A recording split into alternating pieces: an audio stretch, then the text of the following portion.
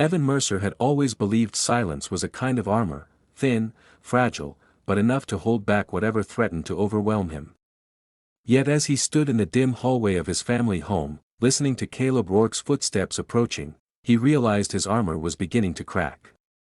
Moving back into the house had been a temporary decision, a financial detour after a job collapse, but the emotional weight of this place had arrived instantly, clinging to him like humidity in late summer. Caleb appeared at the far end of the hall, crisp shirt sleeves rolled above his elbows, expression set in its usual mixture of confidence and impatience. At 48, Caleb carried himself with the deliberate sharpness of someone who needed the world to recognize him.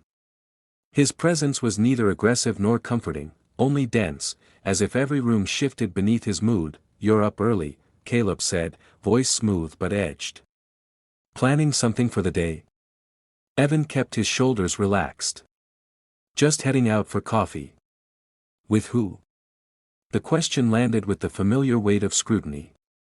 Caleb had a way of asking ordinary things as if they were cross-examination. "Nobody," Evan replied. "Just coffee." Caleb nodded slowly, unsatisfied but unwilling to push further, for now. He moved past Evan, leaving behind the faint scent of cologne and the pressure of unspoken expectations. The exchange lasted seconds, but it ignited the tension that had been simmering since Evan returned home. Caleb's need to supervise, to guide, to shape, to correct. Evan stepped outside into the cool morning air and exhaled, as if he'd been holding his breath since their conversation began. He walked the 4 blocks to Harbor Lane, where a small corner cafe sat tucked between a bookstore and a tailor's shop. He had discovered it by accident his first week back, and it quickly became his temporary sanctuary. Inside, soft jazz spilled from ceiling speakers, and the aroma of roasted beans cut through his restlessness. He ordered his usual and sat by the window, watching early commuters drift past. It was there, mid-sip, that he first noticed the man sketching at the next table, tall, quietly absorbed in his work, with messy auburn hair and hands stained faintly with charcoal. Mason Hale radiated a calm that contrasted sharply with Caleb's constant vigilance. Evan tried not to stare, but curiosity tugged at him. He wasn't used to noticing people so quickly. Mason glanced up, caught Evan looking, and smiled, an unguarded, warm smile that felt completely different from the measured ones Evan had grown accustomed to at home. "Good morning," Mason said. His voice carried a softness, like he'd learned to measure his words carefully, not out of fear but out of consideration. Evan returned the smile. "Morning. What are you working on?" Mason angled his sketchbook just enough for Evan to see, a loosely drawn portrait of an older couple laughing on a park bench. Evan admired the movement in the lines, the way Mason captured emotion rather than detail. "That's impressive," Evan said, "just a warm-up." "Helps my brain wake up," Mason replied. "Are you from around here?" "Kind of." Evan hesitated, choosing his words. "I grew up here. Moved away. Now I'm back for a while." Mason nodded, sensing the heaviness Evan didn't articulate. "Well, if you ever need company here, I'm usually around." The conversation drifted from art to music to trivial morning observations, each exchange smoothing the edge of the day. It lasted maybe 10 minutes, but by the time Evan left, he realized the emptiness he'd carried had shifted, just slightly, but noticeably. When he returned home, the house felt heavier than before. It wasn't the walls or the narrow hallways, it was the awareness that he'd felt lighter elsewhere. And deeply, stubbornly, Caleb sensed it too. Caleb looked up from the dining table as Evan stepped inside. "You were gone longer than usual." A statement, not a question. "I took a walk after coffee," Evan answered, keeping his tone neutral. "With someone?" Caleb pressed. Evan swallowed, irritation flickering under his restraint. "Caleb. I really need you to stop monitoring everything I do." It was the first time he said it directly. The air in the room tightened, as if the walls leaned in to listen. Caleb raised an eyebrow. "Monitoring? That's dramatic. I'm trying to help you rebuild your life. I care. Someone has to." The emphasis was too sharp, too pointed. Evan felt the old frustration rise, but he kept himself grounded. "I appreciate concern. I don't appreciate control." Caleb stood slowly, pushing his chair back with deliberate calm. Your mother worries. I check in so she doesn't have to. Evan remained silent. They both knew Linda rarely involved herself in these tensions. She avoided conflict with a kind of practiced grace that left Evan mostly alone in the middle. Caleb exhaled, a controlled breath. If you're seeing someone new, if that's what this is, just be careful. People aren't always what they seem. Evan blinked, taken aback. I just got coffee, that's all. Caleb didn't respond. His gaze was sharp, calculating, as though he were trying to read the parts of Evan he didn't have access to. Then he walked away without another word, but his silence carried more suspicion than any accusation could. The rest of the day moved slowly. Evan tried to focus on job applications, but his mind drifted repeatedly, first to Mason's sketch, then to Caleb's probing gaze.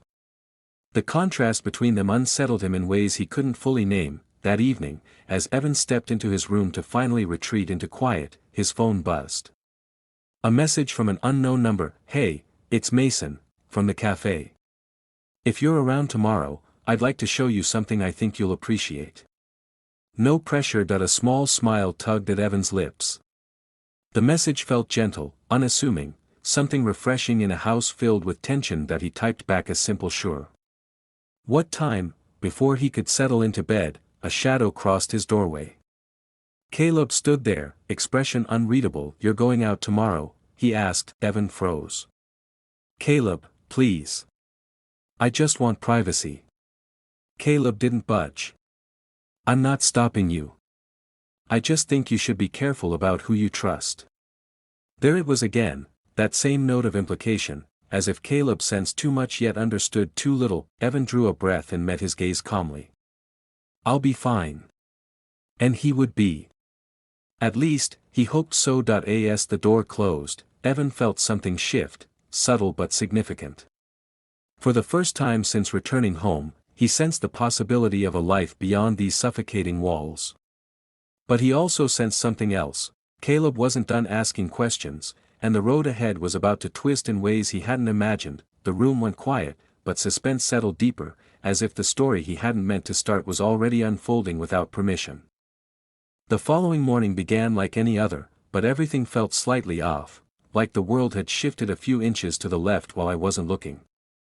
I went through the motions, coffee, emails, meetings, polite small talk.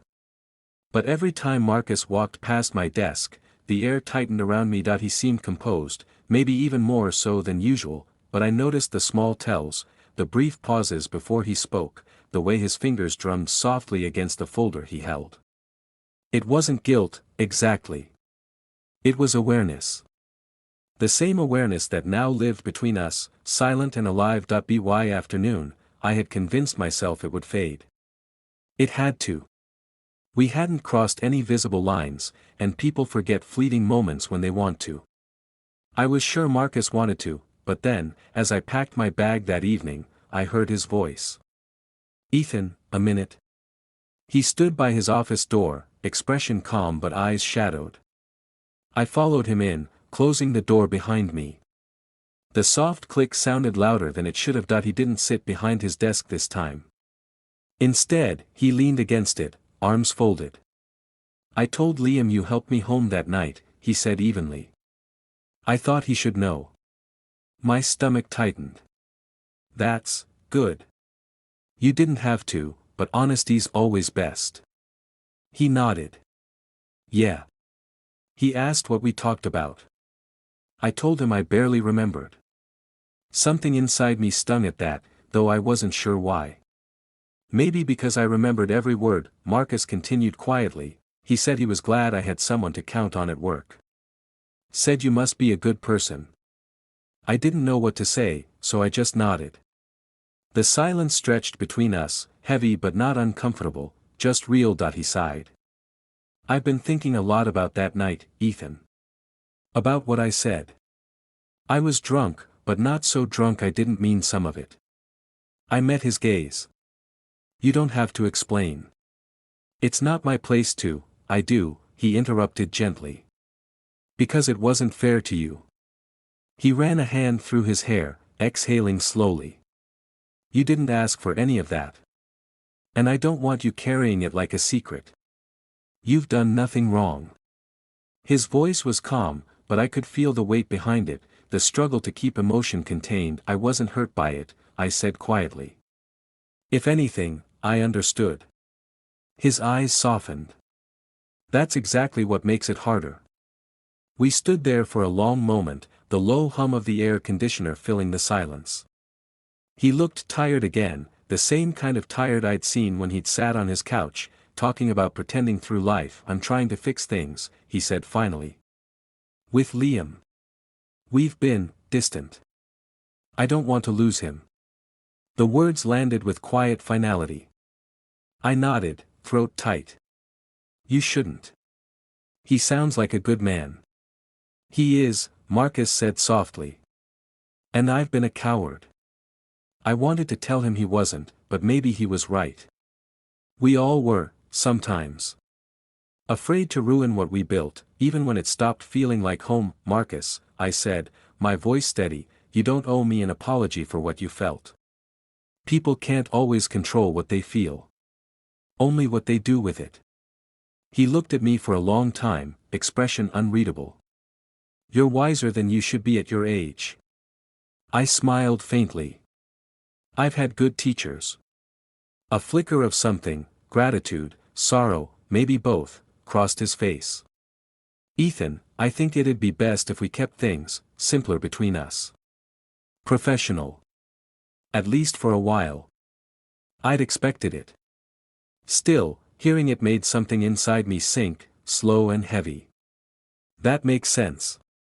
He nodded. You're good at your job. I don't want to make it harder for either of us. The conversation ended there, but his tone lingered in my chest long after I left his office. Days passed quietly. He kept his word, professional, polite, distant. I did the same. We spoke only when necessary. But sometimes I'd catch him looking out his office window during late hours, his expression somewhere far away. I never asked what he was thinking. Some silences are better left untouched. A week later, I found a note on my desk. His handwriting, precise, slanted, confident. Thank you for being there when I wasn't myself. You reminded me of something I'd forgotten, that honesty doesn't always destroy, it sometimes saves. Take care of yourself, Ethan. No signature, but it didn't need one. That night, I stayed late at the office. The city lights glimmered outside, reflections rippling across the rain-slicked windows.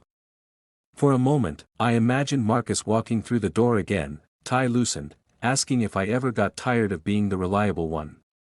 But the image dissolved as quickly as it came. Maybe that was the lesson, we're all temporary chapters in someone else's story. Sometimes we leave a mark, sometimes just a page turned too quietly to notice. When I finally shut down my computer and stepped outside, the rain had started again, soft and steady, like the night it all began.